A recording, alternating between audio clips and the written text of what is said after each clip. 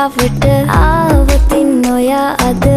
මාගෙම කරගන්නද රහසක් කියලා කිව්වොත් ඔයා මට මාවෙනම් නුඹේ අග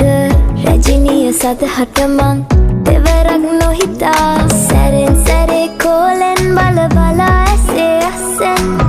බොරුවට එපා වගේ හිඳින්න එපා රවන්න එපා ටිකෙන් ටිකේ ආලෙන් පුරවලා හිතේ හිස්තැන් නුඹ මට හිතක් වටින කෙනා නිසා චුට්ටක් කතාවට ආවොතින් ඔයා අද මාගෙම කරගන්නද රහසක් කියලා